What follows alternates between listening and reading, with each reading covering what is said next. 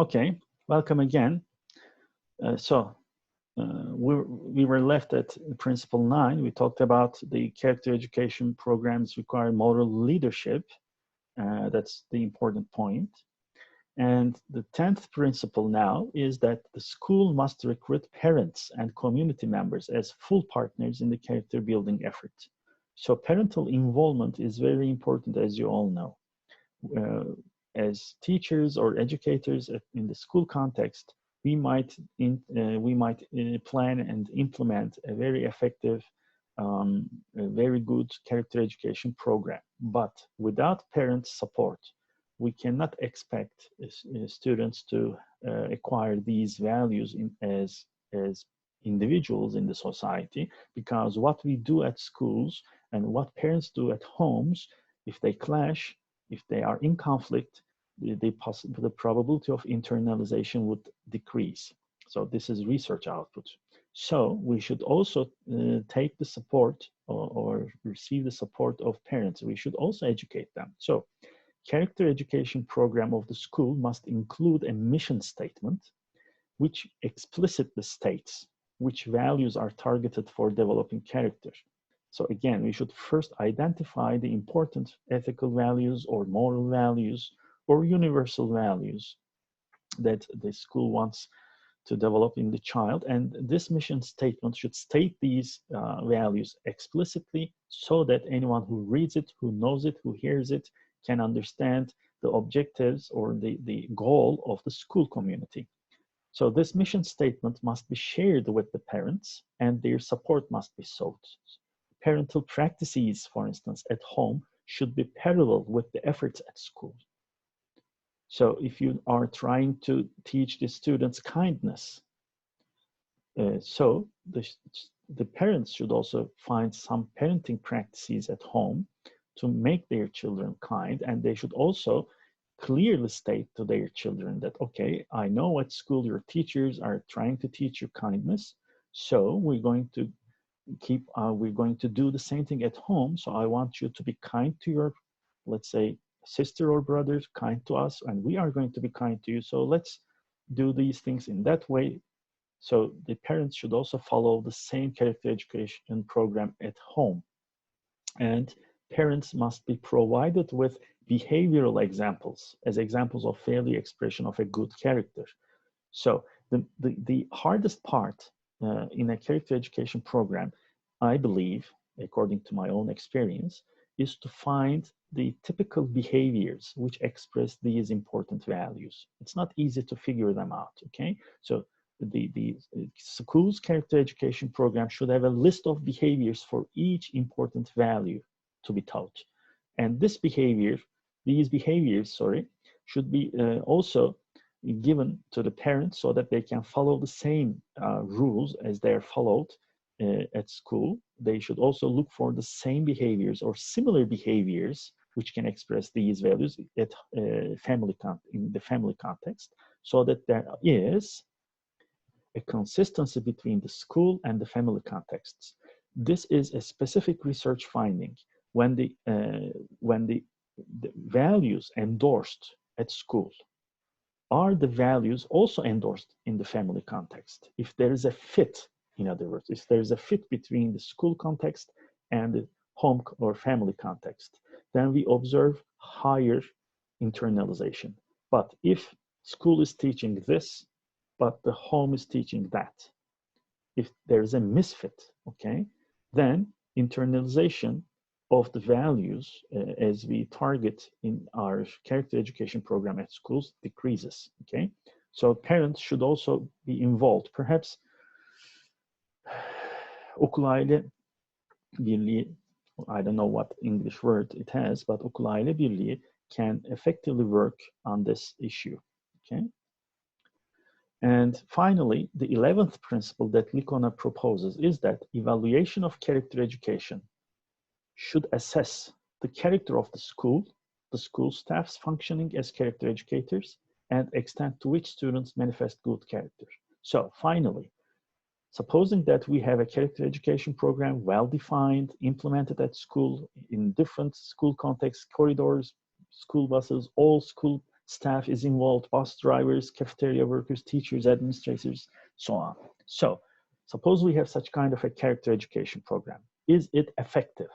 That's the question which should be answered scientifically. Scientifically meaning we should observe, we should collect data about the effectiveness of the program. And according to Licona, we should measure effectiveness in 3 separate levels: the school, the staff, and the student. So we need 3 levels of assessment or measurement, and these assessment processes or procedures should involve attitudinal and behavioral measures in all these 3 levels as much as it's possible. So for the school, for instance, these questions should be answered. Is this school becoming a more caring community? Is the classroom an effective environment for cultivating and expressing important, loved, cherished values? Okay, so there should be measurement tools that are developed to measure the school's involvement and effectiveness in character education programs. Who are going to fill out these questionnaires? The teachers, the staff, the students. How they perceive their school is important in terms of character education processes, okay? Secondly, the staff should be used as a sample for the measurement of the effectiveness of the character education program. Do all the members of the staff developed and internalized the necessary understanding and commitment to the program goals and practices? We should find self-report measures for this, for instance, okay? Finally, we are involved with the student in the school context, of course, so we should ask the students about how they perceive themselves in terms of their character education goals, okay? So do the students have necessary knowledge and skills themselves? First of all, can they define these important values? Do they really know, or did they learn the meaning of these values in terms of how they are behaviorally manifested? Do they behave in value consistent manners? Okay. Did they acquire the desirable, and did they halt or stopped the undesirable behaviors? So remember, first of all, we should have identified the problems in the school context. Let's say fighting in the corridors, okay? So did the number of fighting decrease after implementing the character education program? Is this associated with the importance of kindness value for the students, for instance, okay? So the students should evaluate the school, the classroom, the staff should evaluate themselves in terms of their contribution to the character education program and how well they internalized, how much they find this program important. And the students should evaluate themselves in terms of whether they acquired certain values, whether their values have changed after the implementation of the program. So as you can understand, this requires effective research methods and statistics skills, okay? So this is the final principle proposed, the measurement, the assessment part, but without assessment, we can never be sure about the effectiveness of the character education program. So up to this point, we talked about the important principles that we should follow if we would like to have an effective character education program at schools. Now, we're going to move on to a more specific topic, the role of teachers in character education process. And of course, teachers are potential role models, okay, in the education process, not only for building characters, but role models for different types of behaviors that we would like our students to acquire. So in her, Sanders, okay, is it a her? No, Wouter Sanders, I guess it's a he. In Sanders' paper, he talks about the potential of teachers as role models, and he starts with this discussion. There are different moral education approaches in the literature. I'm not going to go into detail of these approaches now, but in these approaches, some of them undermine, overlook, or does not find character education does not find teachers as important figures in character education, or even they are reluctant about teachers serving as role models. They emphasize guidance of students in discovering their own values, which is values clarification approach, for instance, or teaching them the ways of thinking for moral decisions. This is the Kohlberg's moral education approach, okay? So some believe that there should be inoculation of values, telkin, inoculation of values. So students are passive, teachers are active, they teach through lectures, the classical method. So there are different approaches, but some of them are reluctant about conceiving teachers as role models. However, according to social learning theory by Bandura, who is the theoretician who proposed the concept self-efficacy, children learn the values, attitudes, and desirable behaviors through observing the adults or the parents. And this is not simply observing the behaviors, but when children observe the behaviors of the adults, they also sometimes observe that their desirable behaviors are reinforced by other adults, or their undesirable behaviors are punished by other adults. That's what we call observational learning, okay? The children observe the behaviors and the consequences of these behaviors in their adults. So they write them in their, they store them in their memories, and rewards work such that when the children behaves in a certain way, when he or she is rewarded, then this behavior becomes a habit, okay? So first of all, modeling according to social learning theory means that children observe the adults and they store what they observed in their memories, and in their memories they have the knowledge about which behaviors bring about which outcomes. So for instance, just suppose that Aisha is a small child and she is with his father getting into their apartment building, and they see an elderly neighbor there, okay, Ahmet amca, carrying bags of food. Ahmet amca comes from, let's say, the marketplace, okay, and Aisha's father just rushes and says, hello Ahmet amca, nasılsın, iyi misin? Ben taşıyayım senin eşyanı kind of behavior is displayed, carries it for Ahmet amca, and Aisha observes what's going on in this process. And then when they come to the apartment of Ahmet amca smiles and says, sağ ol evladım, zahmet oldu sana, çok makbule geçti. Now this is reinforcement, okay? So Aisha observes the behavior by the father carrying the goods for an elderly person, and then this elderly person reinforces verbally, praises the father, and Aisha learns in this process that a helpful behavior is reinforced in the adult life. So, and Aisha stores this experience in the memory. Whenever Aisha does the same thing by herself in the future and is verbally praised by another person, this becomes a habit. So this is called modeling, okay, according to social learning theory. So role models are important, in other words, okay? They provide the young minds examples of good and bad behaviors. And these good behaviors are reinforced and bad behaviors are punished by other people. So this is a fast learning experience.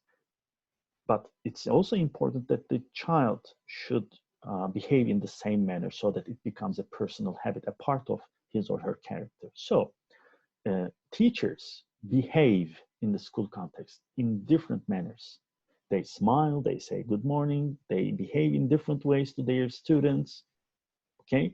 Every behavior of the teacher is an example for a good or a bad behavior. So all teachers should keep this in mind. They are natural role models, although they wish to be or they wish not to be, okay? So if we conceive social learning theory as an important starting point, theoretical point for thinking about teachers as role models, then we have two other concerns which can complicate teachers' influence as role models. The first question then is, do teachers themselves possess moral traits as part of their own characters? So this is about character education of teachers, not of students. If somebody will be a good role model, then this person should have these good character traits or these values important for the society. Okay. So, excuse me. The second question is, even the teachers might have such character traits. Now, the second part is about teaching effectiveness. Can they effectively function as role models to pass their character to the students? So these are the two questions we should take into account while deciding whether teachers might work as role models. So as for the first question, do teachers themselves possess moral traits as part of their own characters? Then we should make a distinction that uh, there may be good and bad role models in teachers through the lens of pre-identified moral qualities. Okay, so if moral values are important, if universal values such as kindness, helpfulness are important, let's say, or fairness, perhaps. Okay, some teachers might possess these qualities at the highest possible extent. Some teachers might be lacking these qualities to a certain extent. So, first of all, we should accept that some teachers will be good, some teachers will be bad role models, and we might need both in the process. But of course, the objective of the school must be perhaps that all teachers should have, to a certain extent, a good character themselves as individuals in the society, so that they can become effective role models in the character education process. So the second question, even so, even they have such good character traits, can they effectively function as role models to pass their character to the students? So effective teaching methods must be identified, which would channel modeling. So remember positive causal attribution training we learned about last week. So it is mostly the responsibility of the teacher, an attentive teacher, an involved teacher who observes the children always and unexpectedly intervenes the behavior to reinforce it when it's a good behavior to be reinforced to become habitual for the good character of the student. So the effective teaching methods for character education should be known by the teachers. Okay, teachers as good role models have certain qualities. So one of them is, as Kevser, oh sorry, as I'm not sure about whether it was Kevser or Neslihan, but they talked about it, I believe. They exhibit effective practices most of the time in a self-unconscious manner. So teachers do not keep in their minds that all their behaviors are modeled by the students. So with this self-awareness, they behave. No, that's not always the case. They behave in natural ways, and having good characters naturally are transmitted to their students. And sometimes teachers are reluctant to convey verbal messages about their cherished values. So teachers perhaps try to do their job as field specialists, okay, but they don't like to talk about their personal value priorities with their children, the reasons for their practice, and so on. They are rather indirect and prefer nonverbal means, okay? And different studies in the past revealed that students reported their role models to be mostly their parents or family members. If you had read this paper, you would see you had learned about 3 different pieces of research conducted in different samples in different countries. Okay, and people mostly say that in the past I have this person and that person as role models, and they are mostly the parents or family members. And actually, students and adults mention their teachers as role models only with a small fraction, 3% to 10%. So this data shows at the face value that teachers are not considered as role models to a wide extent.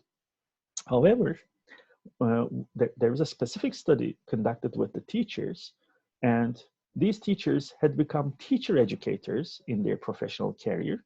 And when they are asked, they reported that they had teachers in the past who served as role models to themselves. So, although most students do not mention their teachers as role models, and teachers who are educators mention their teachers as role models, so what's the meaning of these findings? It means that teachers' influence on a person's moral development is recognized later in adulthood only in retrospect, meaning when people think about their past. Okay, so that doesn't mean that teachers are not ineffective as role models for building a good character. People come to understand and appreciate their contribution to their character only when they become adults in later life. Okay, so it's important that teachers become aware that they are actually role models for the later adult life of their students. Research also suggested that people who are moral exemplars have moral reasoning similar to ordinary people, but their moral personality or self is different. Now, why is this issue important? Now, the first question concerned, remember, whether teachers have good characters, okay? Now, this is not about being more or less moral than a typical average citizen in a given society. Mostly when we look at moral exemplars, remember that moral exemplars are historical figures, religious leaders, business people, and so on, or political leaders, or civic rights supporters, and so on. These moral examples are not necessarily more or less uh, moral as compared to average people, but their personality or their self is different. They describe themselves as trusting, caring, and modest people.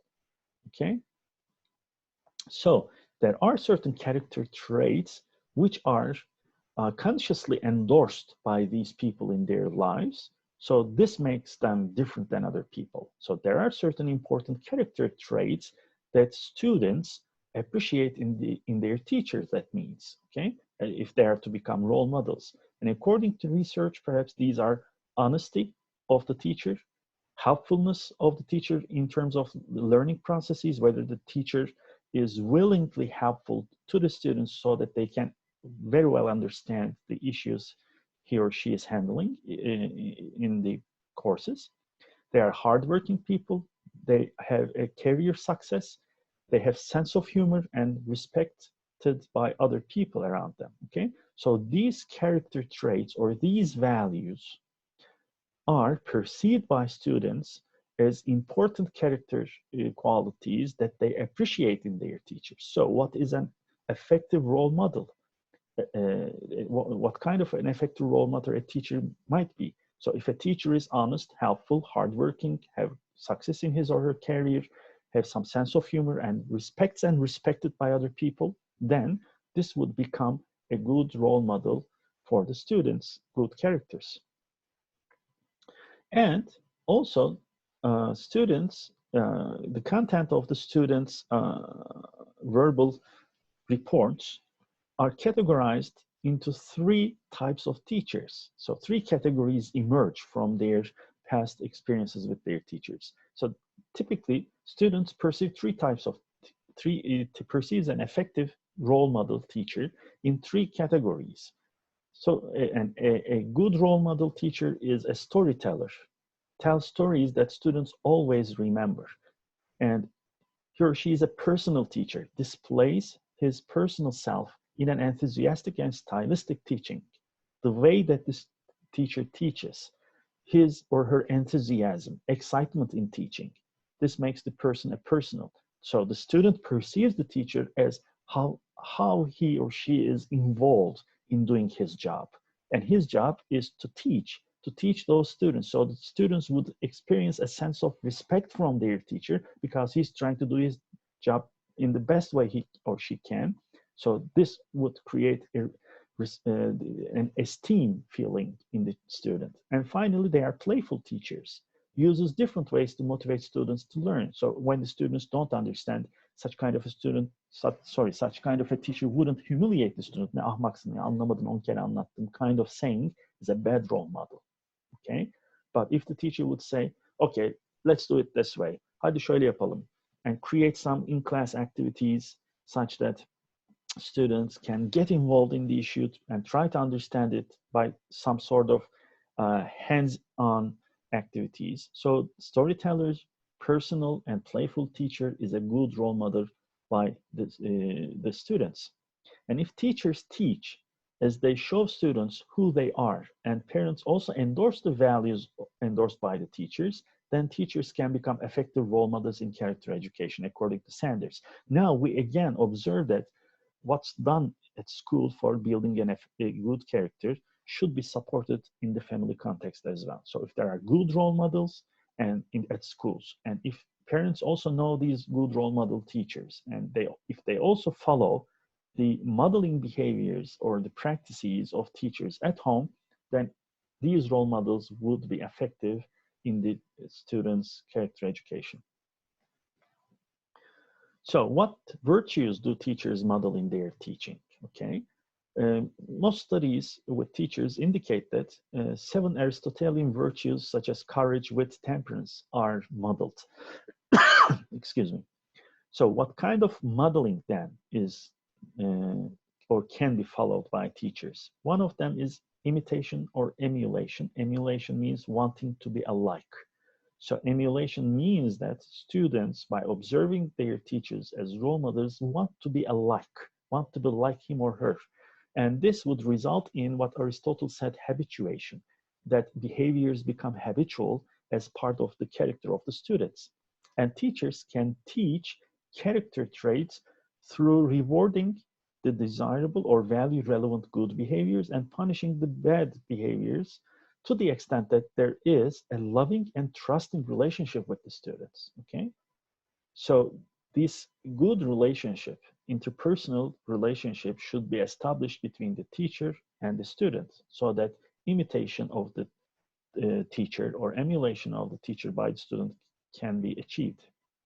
And another kind of modeling can be that students engage in moral behaviors, not simply because they want to be like their teachers, but they also understand and recognize the importance of these virtues for the teacher himself or herself.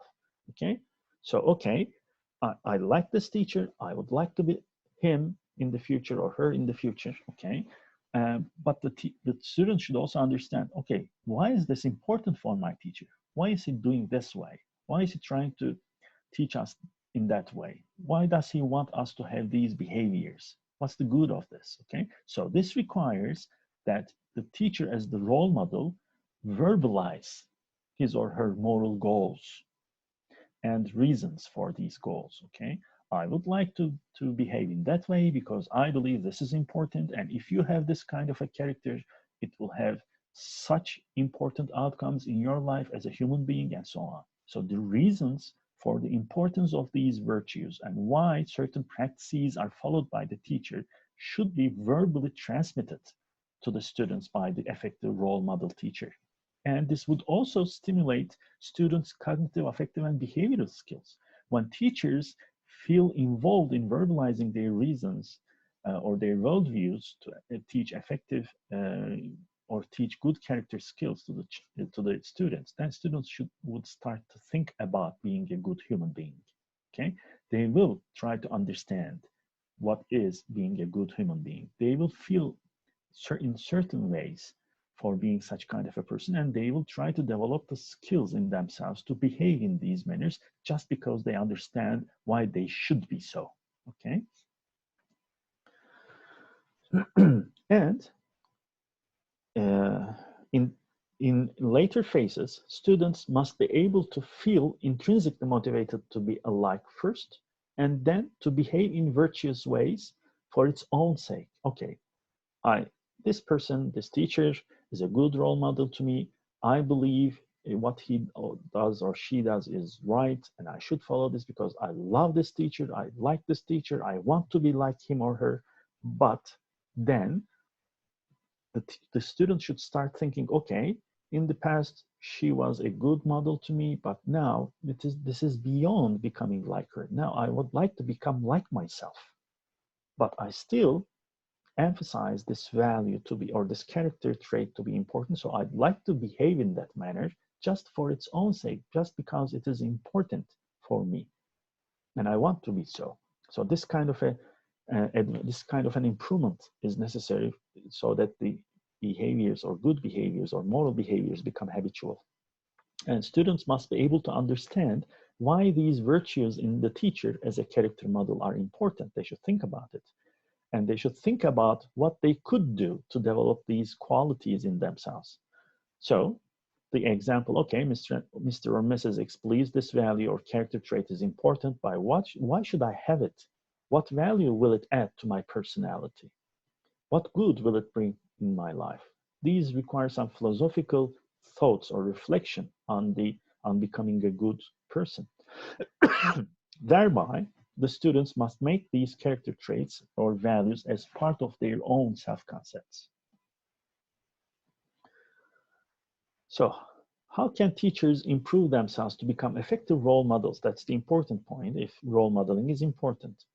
They can explain students why she cherishes certain values or emphasizes certain character strengths. So verbalizing is important. So value-related communication is important, in other words.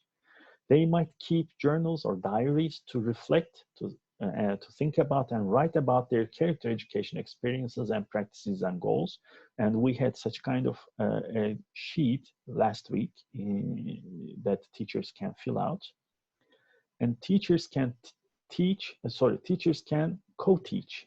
So one or two or more teachers can come together to teach the same character strengths to their students, to cultivate them in them, and observe each other's. Teachers might observe each other's character education practices. They might provide feedback to each other and discuss and improve together. So this requires a very flexible personality, a very tolerant personality to receive positive or negative feedback from colleagues. So that's another resistance point, perhaps, that you might observe in the school context when you become counselors.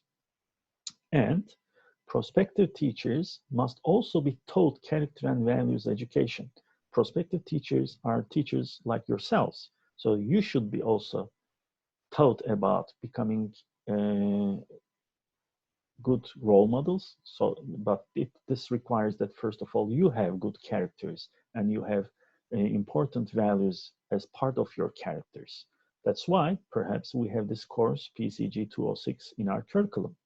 So this is the end of today's lecture. So we'll stop here and hope to see you next week. Bye.